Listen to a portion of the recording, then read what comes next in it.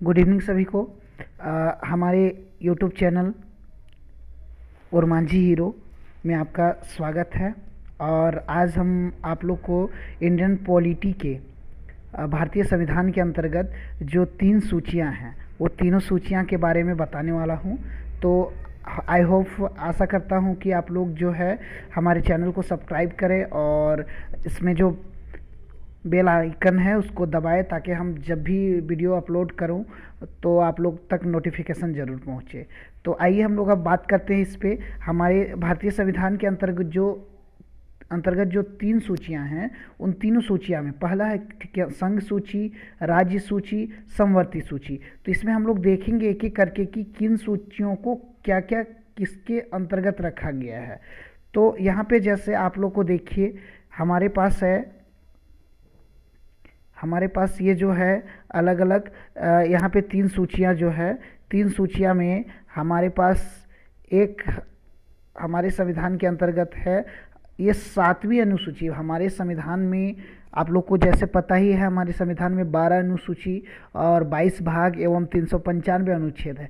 तो इसके अंतर्गत 7वीं अनुसूची के अंतर्गत हमें यह बताता है कि केंद्र सरकार में संसद और राज्य सरकार में विधानमंडल या विधान परिषद। तो केंद्र सरकार में संसद और राज्य के अंतर्गत, राज्य सरकार के अंतर्गत राज्य का विधानमंडल या विधान परिषद के पास ये शक्तियां हैं कि उसे किसी भी तरह के कानून को बना सकती है। और ये जो है शक्तियों के बंटवारे के हेतु 3 सुविधाओं के अनुसार ये तीनों शक्तियों को अलग अलग श्रेणियों में रखा जाता है। संघ की सूची की बात करें यूनियन लिस्ट में, तो कानून बनाने का अधिकार संसद के पास होता है। राज्य सूची की बात करें तो राज्य सूची में कानून बनाने का अधिकार विधानमंडल के पास होता है। और एक होती है समवर्ती सूची जिसको कॉन्करेंट लिस्ट बोला जाता है। तो कॉन्करेंट लिस्ट में कानून बनाने का अधिकार संसद और विधानमंडल दोनों को होता है। तो राष्ट्रपति शासन की स्थिति में, राष्ट्र आपातकाल की स्थिति में राज्यसभा द्वारा संबंधित राज्य की सहमति से राष्ट्रपति के शासन के दौरान अगर किसी भी तरह का कानून अगर हमको विधेयक पास करके अगर हमको लाना पड़ता है राष्ट्रपति शासन के दौरान, तो वो हमारे राज्य के विधानमंडल और संसद के द्वारा वो कानून को पारित किया जा सकता है। हम लोग देखेंगे यहाँ कि हमारे संघ सूची के अंतर्गत संसद में 100 विषयों को रखा गया है, राज्य सूची के अंतर्गत 61 विषयों को रखा गया और समवर्ती सूची के अंतर्गत 52 विषयों को रखा गया है। आगे देखते हैं कि संघ सूची में सबसे पहले सुरक्षा जो है थल सेना, जल सेना, वायु सेना, ये तीनों सेनाओं के लिए केंद्र जिम्मेवार होगा। यानी सर्वा जो है वो केंद्र पर निहित होती है, केंद्र जो है इसकी निगरानी करेगा। फिर स्टॉक मार्केट, जितने भी शेयर होल्डर्स हैं, शेयर होल्डर्स फंड के जितने भी चीज़ें होती है उनकी क्रय विक्रय से संबंधित स्टॉक मार्केट की सारी ब्यौरा जो है वो संघ सूची के अंतर्गत रखा जाता है।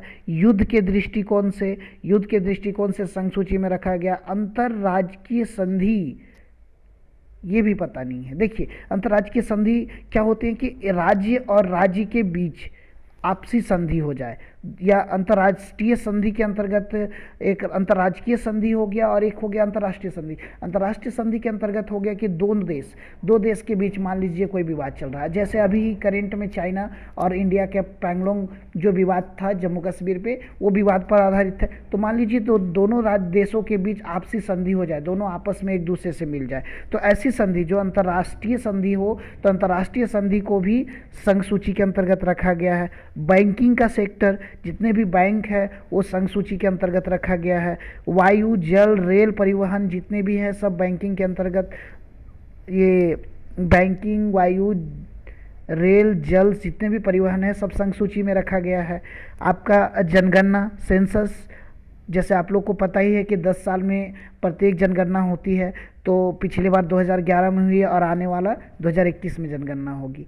तो ये जो है इसको भी संघ सूची में रखा गया है। अंतर्राज्यीय नदियाँ जो होती हैं, अंतर्राज्यीय नदियाँ, ये भी हमारे संघ सूची के अंतर्गत रखा गया है। राज्य सूची के अंतर्गत कृषि, पुलिस, न्याय, सिंचाई, पंचायती राज, भूराजस्व मतलब जमीन से संबंधित जितने भी, भूमि से संबंधित जितने भी टैक्सेस हैं वो सारे, और लोक स्वास्थ्य यानी पब्लिक के लिए जो पब्लिक हेल्थ क्लिनिक खोला जाता है गवर्नमेंट के द्वारा, जो हमारे पास स्वस्थ केंद्र होते हैं वो सारे स्वास्थ्य केंद्र को राज्य सूची के अंतर्गत रखा जाता है। समवर्ती सूची की बात करें तो इसके अगर शिक्षा जो है ये केंद्र के लिए भी महत्वपूर्ण होते हैं, राज्य के लिए भी महत्वपूर्ण होते हैं। और फिर मजदूर संगठन है, जनसंख्या है, जनसंख्या नियंत्रण है, और राष्ट्रीय जलमार्ग है। राष्ट्रीय जलमार्ग पर राज्य का भी अधिकार होता है और देश का भी अधिकार होता है।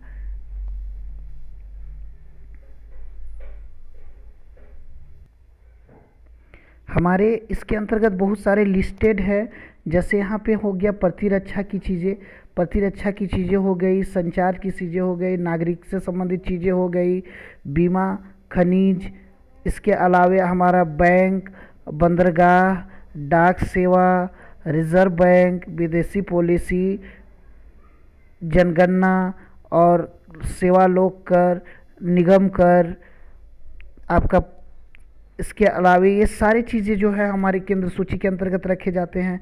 और राज्य सूची में देखा जाए तो भूमि जैसे पहले ही बताया जा चुका है, लोक स्वास्थ्य हो गया, फिर आपका सिंचाई हो गया, पशुपालन हो गया, शराब हो गया, मनोरंजन हो गया, पथ कर, टोल टैक्स जितने होते हैं वो सब राज्य के अंतर्गत होते हैं। कृषि पर आय कर जो होते हैं वो राज्य के अंतर्गत होते हैं।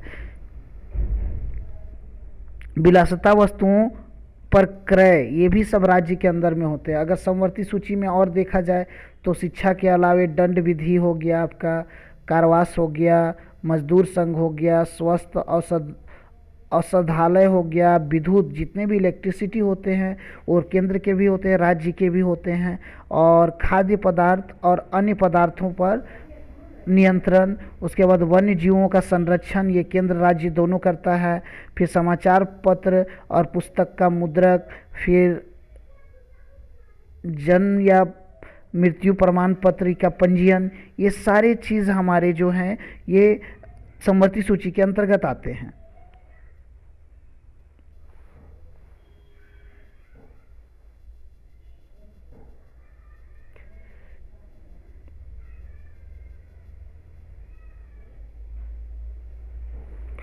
नेक्स्ट अगर हम लोग चलते हैं और देखते हैं यहाँ पे हमारा जो है अब वो विषय जो संघ सूची और राज्य सूची समवर्ती सूची में शामिल नहीं किए जाते हैं, वैसे चीज़ों पर कानून बनाने का अधिकार संसद को होता है। जैसे कि इन चीज़ों को हम लोग अवशिष्ट विधायिका शक्ति कहते हैं। अवशिष्ट विधायिका शक्ति का मतलब हो गया कि ऐसे कानून जो मान लीजिए आपातकाल के दौरान जो राज्य के विधानमंडल या संसद के द्वारा अगर कोई कानून पारित कर दिया गया हो, और वैसे कानून को अवशिष्ट विधायिका शक्ति बोला जाता है, जिसपे वो ऑर्डिनेंस अगर पास हो जाए, वो कानून पास हो गया हो, तो स्वतः वो जो आपातकाल स्थिति है, आपातकालीन स्थिति जैसे ही ख़त्म होती है वो सारी शक्तियाँ ऑब्जेक्टली जो है वो ख़त्म हो जाएगी, टूट जाएगी। तो इसमें से है जैसे कि आप लोग जो है यहाँ से देखिए, और इसमें कुछ क्वेश्चन आंसर भी दिया हुआ है, आप लोग देखिए, इसका आप लोग टेस्ट लगाइए जो एग्ज़ाम बेस्ड के लिए बहुत ही इम्पोर्टेंट है।